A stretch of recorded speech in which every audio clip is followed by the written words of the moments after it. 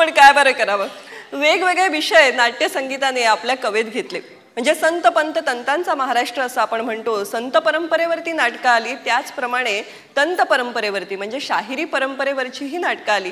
असंच एक अतिशय सुंदर नाटक म्हणजे शाहीर होनाजी बाया. नाटककार मराठे यांच्या लेखणीतून अवतरलेलं हे नाटक खरं तर पेशवाईच्या काळामध्ये हा शाहीर नावारूपाला आला. शाहीर होनाजी बाया असं म्हणत असताना एकाच व्यक्तीचं नाव असावं असं वाटतं खरं, पण होनाजी शिलारकाने हा एक माणूस आणि बाया करंजावकर हा दुसरा. होनाजीने कवनं करावी आणि बायाने ती गावी ही परंपरा. या दोघांनी एकत्र आपल्या तमाशाचा फड चालवला. तो होनाजी बायाचा तमाशा म्हणून ते नावच होनाजी बाया होऊन गेलं. हे असं अद्वैत किती विलक्षण म्हणावं. आणि गंमत बघा, या नाटकाला संगीत आहे हेमंत केदार यांचं. म्हणजे आता गंमत अशी आहे की पुन्हा इथे दोन नावं आहेत आणि आपल्याकडे संगीतकारांची जोडी असते आणि इथे होनाजी बाया ही जोडी आहे. तेव्हा असं वाटूच शकतं की हेमंत केदार ही सुद्धा जोडी आहे. तर आम्हाला मिळालेल्या माहितीप्रमाणे हेमंत केदार ही जोडी नसून रामकृष्ण शिंदे यांनी हेमंत केदार हे नाव घेतलं होतं. त्यांनी काही हिंदी चित्रपटांनाही संगीत दिलं, काही मराठी चित्रपटांना संगीत दिलं आणि त्यांनी संगीत दिलेलं होनाजी बाया हे अतिशय गाजलेलं नाटक.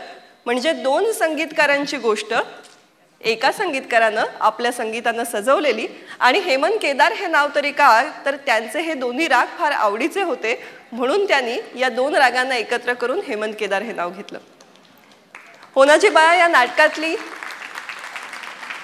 पदं आपण ऐकलेली आहेतच. अर्थात घनश्याम सुंदरा सारखी अमर भूपाळी व्ही शांताराम आणि वसंत देसाई यांच्या माध्यमातून आपल्यापर्यंत पोहोचली. पण होनाजी हा मुळात नंद गवळी कुळातला होता आणि म्हणूनच कदाचित त्याच्या लेखणीतून ही गवळण सुद्धा अशी बहारदार प्रसवली आहे. पण गवळणीला सामोरं जाण्याआधी भेटूया प्रत्यक्ष होनाजीला आणि बायालाही.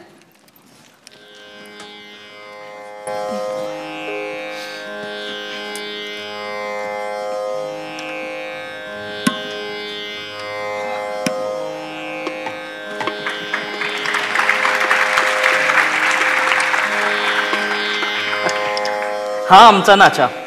मला म्हणत चाळ बांधा. चाळ बांधायला काय उशीर लागतोय? अरे आल्यासारखा आधी त्याला टेकू दे, शांत होऊ दे, मग काय म्हणेल की. काय म्हणेल? तुझी ती गवळण म्हणजे परवा सासवडला ऐकलीस ती? हो तीच. लक्षात आहे वाटतं तुझ्या? अरे लक्षात, घुमते सारखी कानात, काल ऐकल्यासारखी, आत्ता ऐकल्यासारखी. हो ना, जरा उलगडून दाखवू की, म्हणजे ही मंडळी बघ कशी कमान उभारतील ते. आत्ता म्हणतो? नको, मला घरी जाऊ. अरे अरे थांब, काय झालं? अरे आई माझी वाट बघत असेल. अरे आणि आईला जर कळलं ना तर तिच्या सपाट्यात तुझ्या बरोबर माझी सुद्धा उळपट होईल. त्यापेक्षा मी जातो. अरे थांब रे, होऊ दे झाली तर. नाहीतरी किती दिवस आईच्या सावलीखाली खोरडणार आहेस तू. हो ना, हे बघ हो ना, तू आईपासून अलग झाल्याशिवाय शब्दांची वेल काही मांडवावर चढायची नाही. गजब करतोस बाळ, भारलंस मला, भूल भुलैयात गोवलंस. कोणी? मी? हो तूच. हो ना, तू तुझ्या स्फूर्तीच्या कळीत भुंग्यासारखा अडकला होतास. त्या कळीच्या पाकळ्या आता उमलतायत, रंगांच्या छटा ठिबकतायत, सुरांच्या लहरी लोळतायत. अरे ठेव कानशिलावर हात आणि धडधडून ताण खेच आसमानामध्ये ताणून.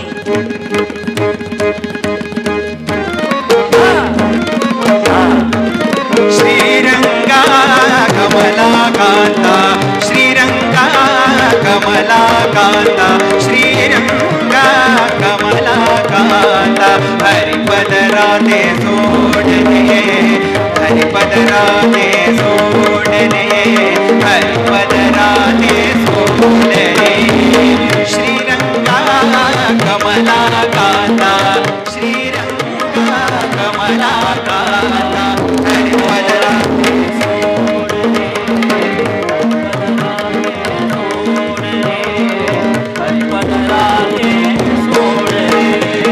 ब्रजवासी नारे आवडे, ब्रजवासी नारे आवडे, ब्रजवासी नारे आवडे.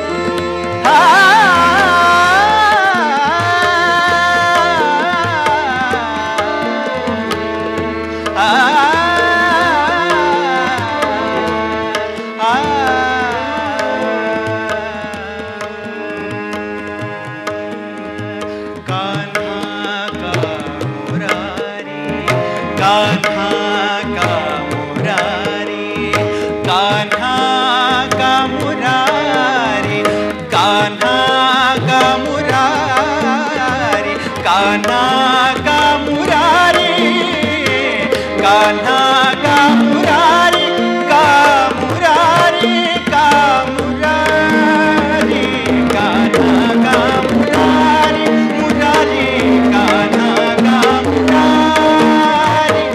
अडविता का कंदारी, अडविता का कंदारी, मधुरे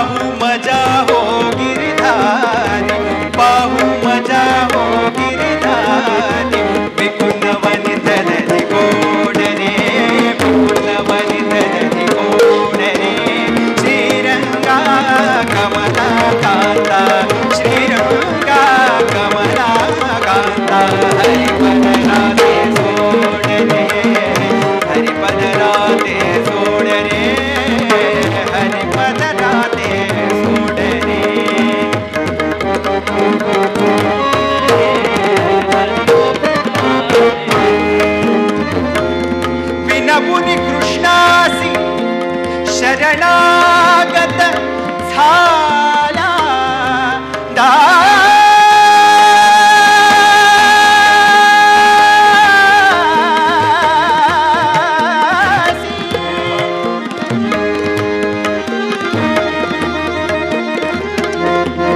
विनमुनि कृष्णासी शरणागत झाला दासी,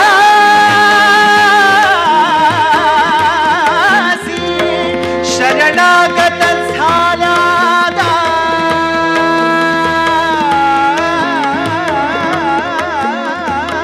दासी, शरणा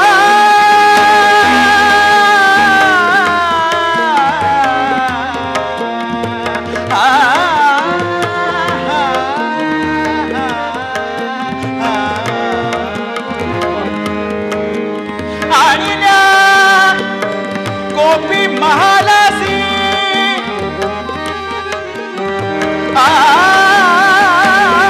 आल्या गोपी महालासी,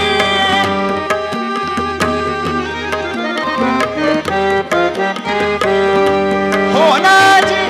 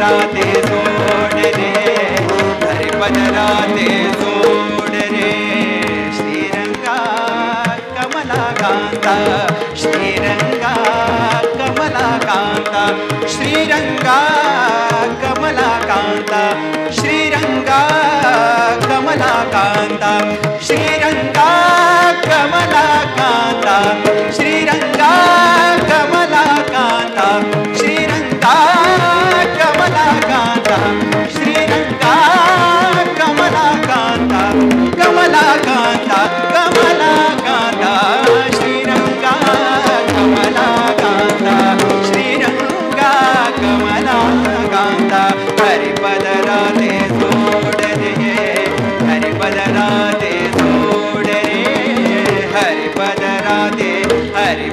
राधे हरे पद राधे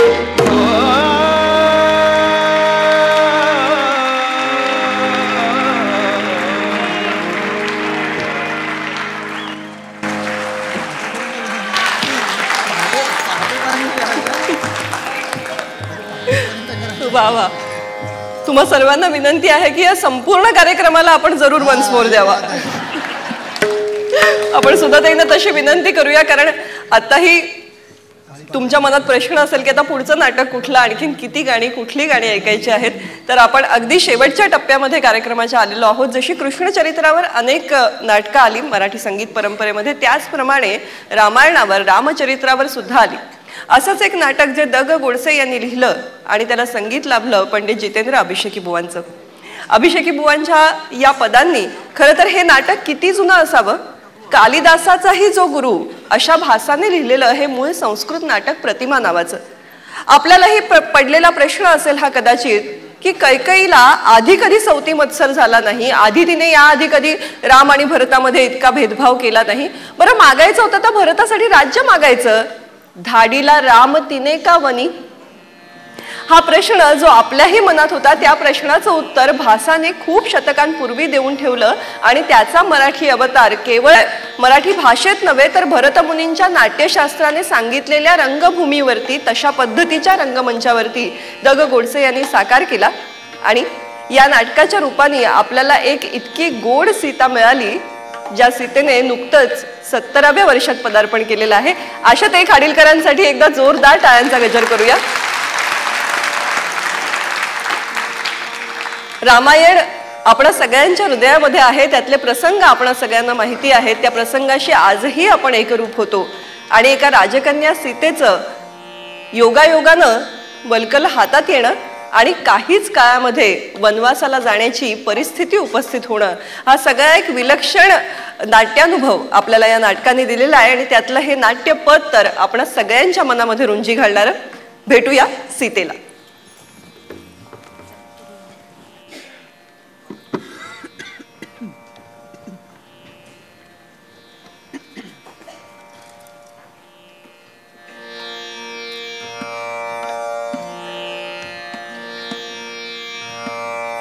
रंगशाळेतली वल्कल अवधातिके माझ्या अंगावर कशी दिसतील ग ही? कशी दिसतील आणि तुमच्या अंगावर? ते बाई काय विचारणं झालं? जातीच्या सौंदर्याला काहीही शोभून दिसतं. चल, हवी तर नेसून पाहावीत देवींनी. नेसून पाहावी म्हणतेस? बर, आण पाहते.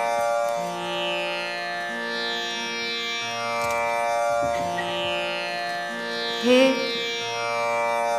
कसं बरं? हे काय? थांबा, माझं मला पाहू दे. हे आहो, थांब थांब, मी पाहते.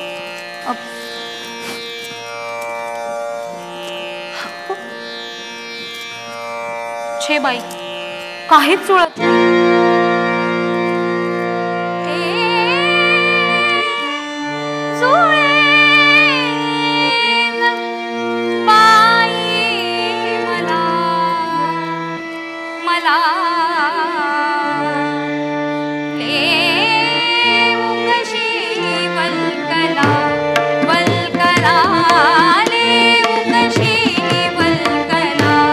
वल्कला ले उकशी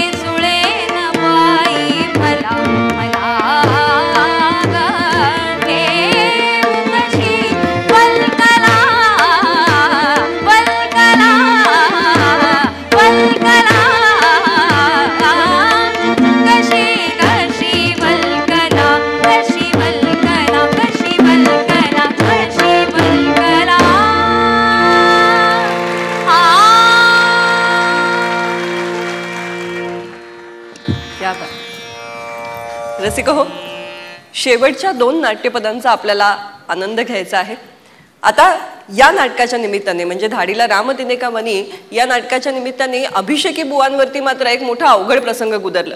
म्हणजे आता मी संगीतच विसरतो की काय असं त्यांना वाटायला लागलं. काय बरं झालं होतं, या नाटकामध्ये रावणाची सुद्धा भूमिका होती आणि रावण संगीत तज्ज्ञ होता की नाही, त्यामुळे संगीत नाटकातला रावण गायला काय हरकत आहे अशी एक कल्पना आली. बरं, गायला काहीच हरकत नव्हती. रम्य ही स्वर्गाहून लंका वगैरे ऐकलंय की आपण. पण रावण म्हणून ज्याची नियुक्ती झाली होती ते होते रवींद्र बेर्डे. रवींद्र बेर्डेंची देहयष्टी रावणासाठी अतिशय उत्तम होती, पण रावणाच्या संगीताचा आणि त्यांचा काही आपापसात सुतराम संबंध नव्हता. हा, पण अभिषेकी बुवांना मात्र असं वाटत होतं की माझा रावण गायला पाहिजे. आणि याला कारण काय, रवींद्र बेर्डे त्यावेळेस आकाशवाणीच्या संगीत विभागात नोकरीला होते. तर या केवळ एवढ्या एका सुतावरून त्यांनी स्वर्ग गाठायचं ठरवलं. पण तालमी सुरू झाल्यानंतर ते म्हणाले माझा रावण गाणार तर नाही, मी मात्र माझं संगीत कदाचित विसरेन. आणि मग शेवटी रावण गद्य झाला. पण या नाटकातली कैकई मात्र गायली.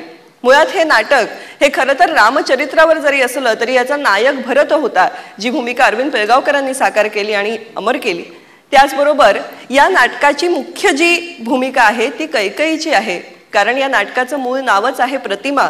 या नाटकातल्या प्रतिमा या गोष्ट शब्दाला वेगवेगळे संदर्भ आहेत, पण प्रामुख्याने भासाने कदाचित कैकईची प्रतिमा बदलायचं ठरवलं होतं, म्हणून या नाटकाचं मूळ नाव प्रतिमा असावं. तिने त्याला का बरं वनामध्ये धाडलं या प्रश्नाचं उत्तर शोधण्याचा वेध घेत घेत खरं तर कैकई आपण समजतो तशी खलनायिका नाही. दशरथाचा मृत्यू निश्चित होता, पण तो पुत्रविरहाने निश्चित होता, म्हणून त्याचा पुत्रविरह घडवून आणावा. तो थेट विरह होण्यापेक्षा दीर्घकाळाचा विरह असेल अशी काहीशी कल्पना घेऊन केवळ कैकईनी नव्हे तर सगळ्यांनी मिळून केलेला हा कट होता. हे नाटकाच्या शेवटी उघड होतं. अशी कैकईची प्रतिमा बदलवणारं हे नाटक आणि त्या नाटकातली ही कैकई.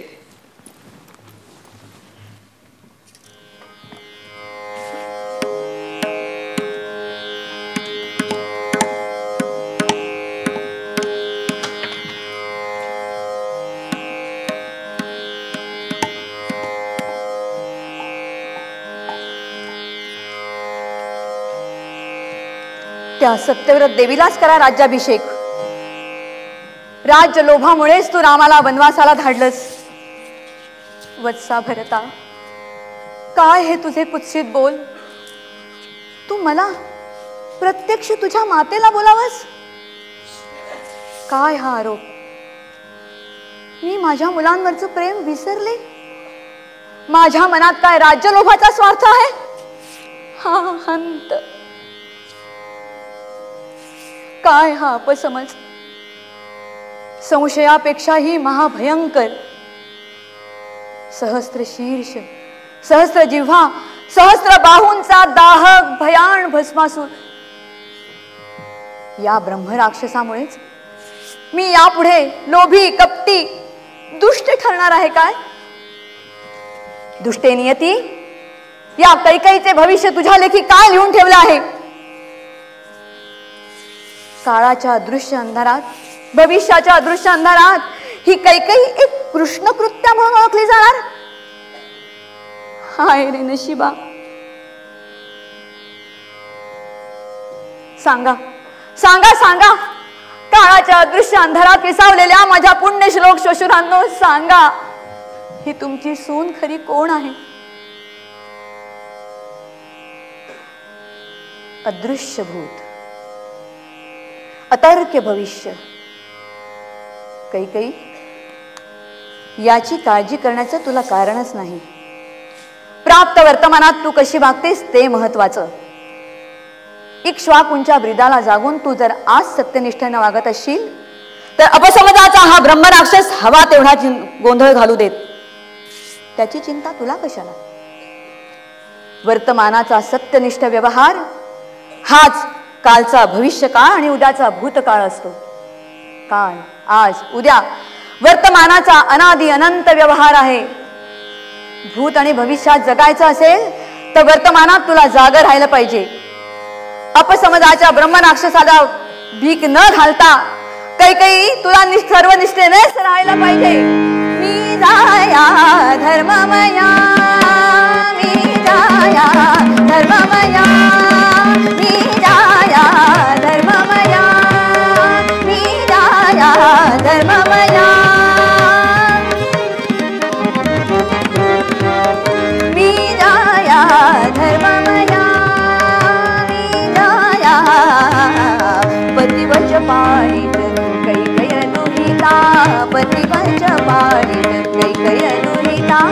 रविकुल प्रखर व्रताया धर्ममया बीजाया धर्ममया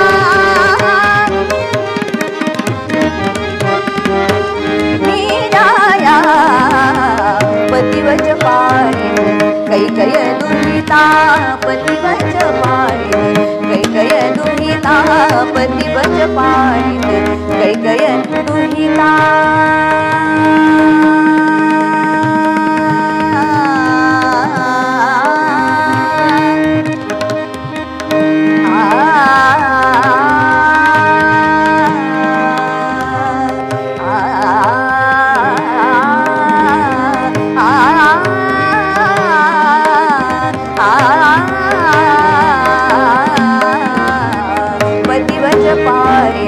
कैकय दुहिता पतिवच पाळीत कैकय दुहिता रविकुल प्रखर व्रताया धर्ममया बीजाया धर्ममया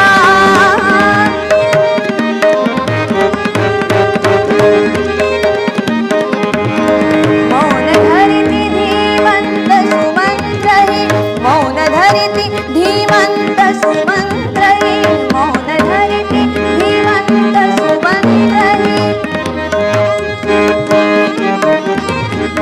मौन धरिति धीमंत सुमंत्रहि मौन धरिति धीमंत सुमंत्रहि जाणुनि अमृत वरिता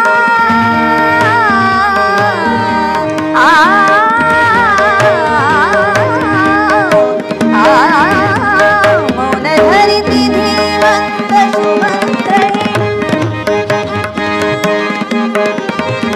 मौन धरिति धीमंत सुमंत्रहि जाणुनि अमृत वरिता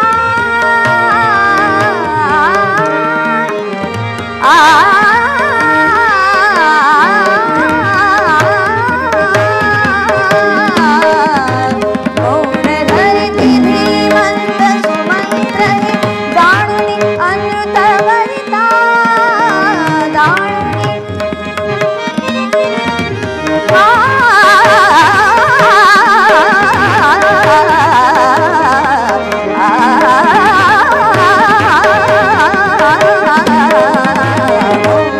धरिति धीमंत सुमंत्रहि जाणुनि अमृत वरिता शाप शबल व्रत वंचित जीवित स्वत्वचिदायी विनया धर्ममया बीजाया धर्ममया बीजाया धर्ममया बीजाया पतिवच पाळीत कैकय दुहिता पतिवच पाळीत कैकय दुहिता पतिवच पाळीत पतिवच पाळीत पतिवच पाळीत कैकय दुहिता रविकुल प्रखर व्रताया धर्ममया बीजाया धर्ममया धर्ममया धर्ममया धर्ममया धर्ममया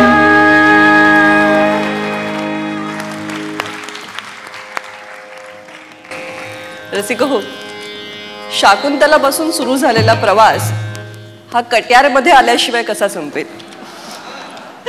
अर्थातच रसिका मनामध्ये मधाची ही कट्यार अगदी खोल काळजापर्यंत घुसलेली. आचार्य अत्रे यांनी असं म्हटलंय की या कट्यारीची मूठ आहे ना ती पणशीकरांची आणि या तलवारीचं कट्यारीचं टोक आहे ते पुरुषोत्तम दारव्हेकरांचं. या कट्यारीला एका बाजूला धार आहे ती पंडित जितेंद्र बुवा अभिषेकी यांच्या संगीताची आणि दुसऱ्या बाजूला धार आहे ती वसंतराव देशपांडे, प्रसाद सावकार, फैयाज यांच्यासारख्या समर्थ नटनट्यांची. या सगळ्यांचं कर्तृत्व थोर खरं, पण या कट्यारीचं म्यान कुठे आहे माहितीये का? ते आहे तुम्हा सगळ्यांच्या काळजात. कट्यार आठवली की कविराज आठवतो आणि कविराज सदाशिवाला काय म्हणाला होता आठवतं? कविराज म्हणाला होता, मला गायन येत नाही, पण जे गळ्यातून येत नाही ना ते एखाद्या गायकाच्या गळ्यातून ऐकताना डोळ्यांवाटे मात्र सांडतं. मला वाटतं कट्यार पाहत असताना, अनुभवत असताना आपण हाच अनुभव घेतलेला आहे. आणि त्यातच तो नाही का म्हणतो, की विद्या आणि कला याच्यामध्ये अंतर काय आहे? तो असं म्हणतो की विद्या जगाचं कोडं सोडवते, कला जगाचं कोडं घडवते. विद्या ही बाहेरून आत येते, कला आतून बाहेर येते. आणि सगळ्यात महत्वाचं, विद्या कळायला, विद्या आत्मसात करायला फक्त मस्तक पुरतं, कलेसाठी मात्र मस्तक आणि हृदय दोन्हीही लागतं. म्हणायला आम्ही कलावंत खरे, म्हणून आमच्याकडे मस्तक आणि हृदय असं दोन्ही म्हटलं आहे असं म्हटलं तर तुम्हा रसिकांप्रती काय म्हणायचं? तुमच्याकडे असलेली बुद्धिमत्ता, चाणाक्ष रसिकता आणि तुमच्या हृदयातला ओलावा हीच तर आमच्या सगळ्यांसाठीची मानाची कटारी आहे. तेव्हा तुमच्यातल्या कलेला, तुमच्यातल्या रसिकतेला वंदन करून पाहूया कट्यारमधील हा प्रवेश आणि त्यानंतरचं पद.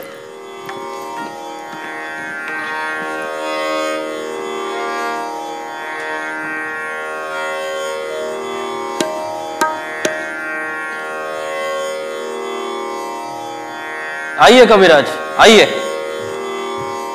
बिल्कुल हमारे सामने पधारिए. नमस्कार खासा.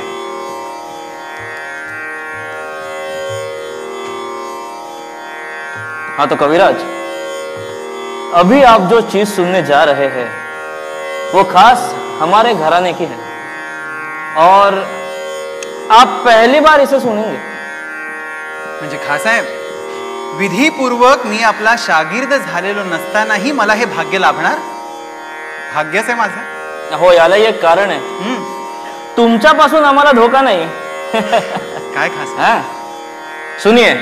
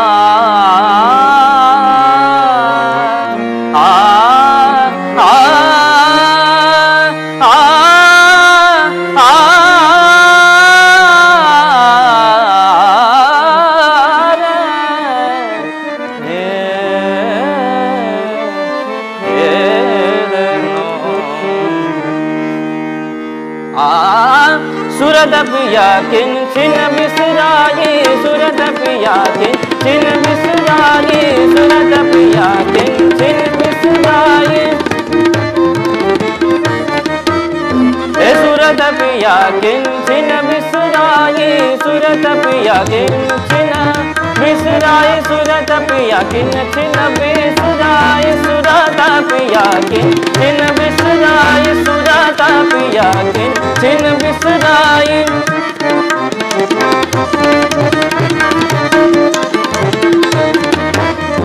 सुरत पिया किन छिन बिसराई, सुरत पिया किन छिन बिसराई, सुरत पिया किन छिन बिसराई. हर हर दम उनकी याद आई, हर हर दम उनकी याद आई, सुरत पिया किन छिन बिसराई, सुरत पिया किन छिन बिसराई.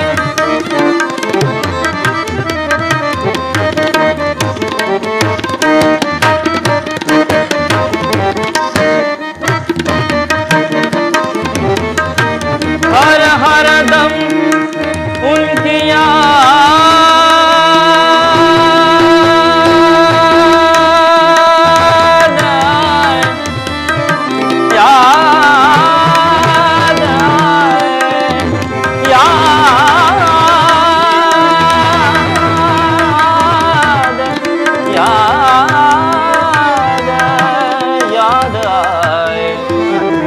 याद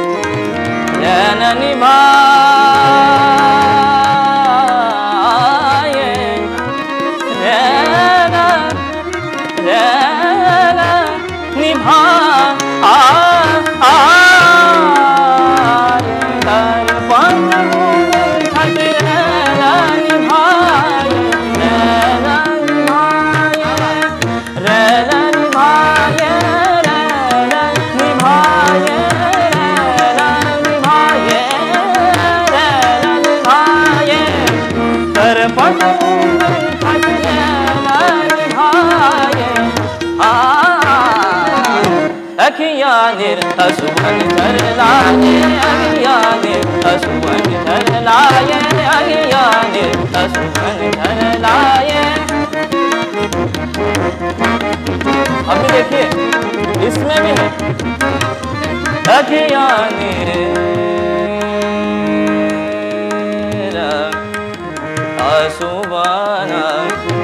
आसुबन झरलाये झरलाय झरलाय झरलाय निर अशुभान झरला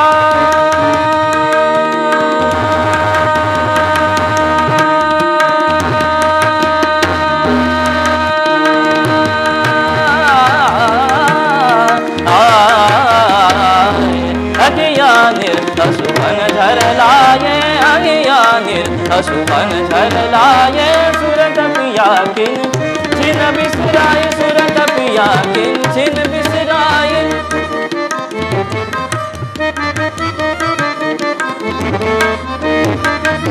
सुरत पिया किन छिन बिसराए साजन बिन मोह कछुना सुहाए साजन बिन मोह कछुना सुहावे साजन बिन मोह कछुना सुहाए साजन बिन मोह साजन बिन मोह कछुना सुहाए साजन बिन मोह कछुना सुहाए बिगड़ी को मेरी कौन बनाए बिगड़ी को मेरी कौन बनाए बिगड़ी को मेरी बिगड़ी को मेरी बिगड़ी को मेरी बिगड़ी को मेरी बिगड़ी को मेरी बिगड़ी को मेरी बिगड़ी को मेरी बिगड़ी को मेरी बिगड़ी को मेरी बिगड़ी को मेरी कौन बनाए बिगड़ी को मेरी कौन बनाए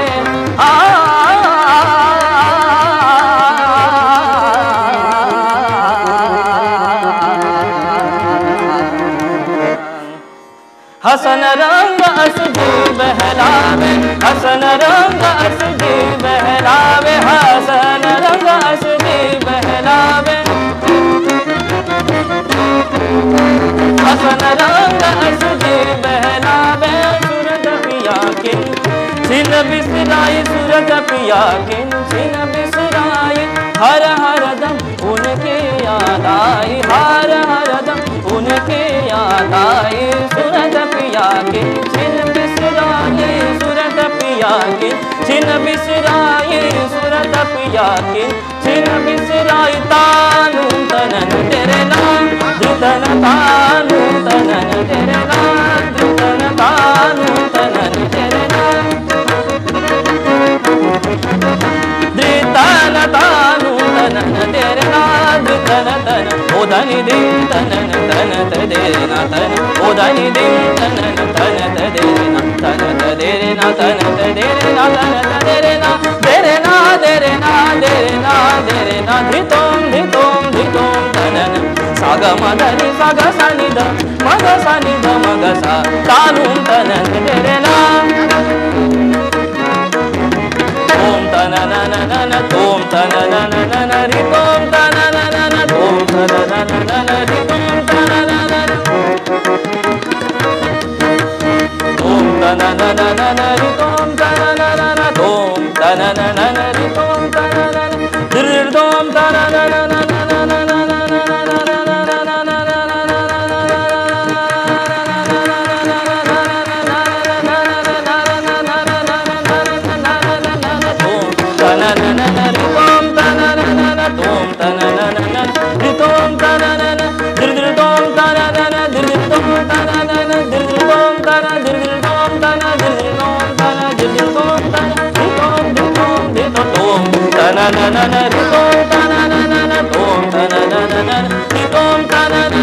तधीम तदेना तधीम तदेना धात्रिण दोंगिण नगदिता क्रांधा क्रांधा क्रांधा तिरगिण क्रांधा क्रांधा क्रांधा तिरगिण क्रांधा क्रांधा क्रांधा दादा तानु तनन तेरे नाम तन तानु तनन तेरे नाम तन तानु तनन तेरे नाम तन तन ओधनि दिन तनन तन तदेना तन ओधनि दिन तनन तन तदेना तन तदेना तन तदेना तन तदेना देरेना देरेना देरेना देरेना धितोम धितोम धितोम तनन साग मदनि साग सनिध मग सनिध मग सा तानु तनन देरेना धितन तानु तनन देरेना देरेना देरेना देरेना देरेना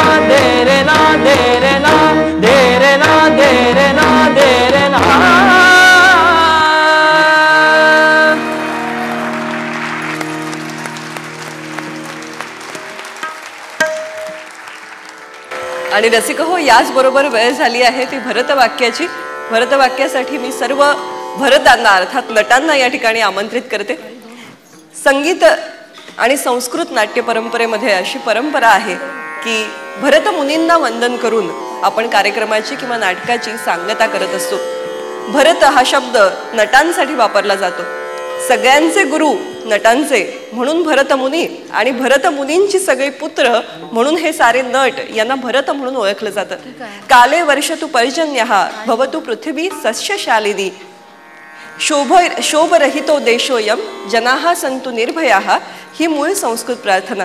आपणा सगळ्यांना सुख समाधान मिळावं, आपला देश शांत असावा, उत्तम राज्य आपल्यावरती असावं आणि सगळे लोक निर्भय असावेत अशी कामना केली जाते.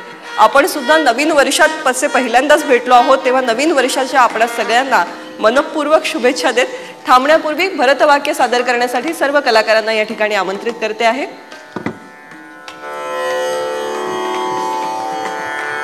टाळ्यांच्या गजरामध्ये सर्वांचं स्वागत करूया. आपल्या सगळ्यांचे पुन्हा एकदा मनपूर्वक आभार. शुभरात्री.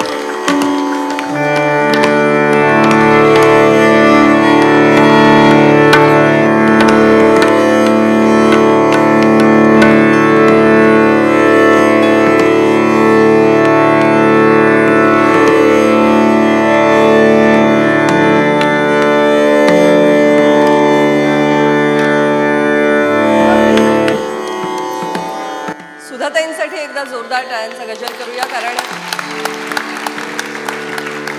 त्यांच्या कल्पनेतून आणि प्रयत्नातून हा इतका आनंद सोहळा आपण सगळ्यांना एकत्र साजरा करता आला.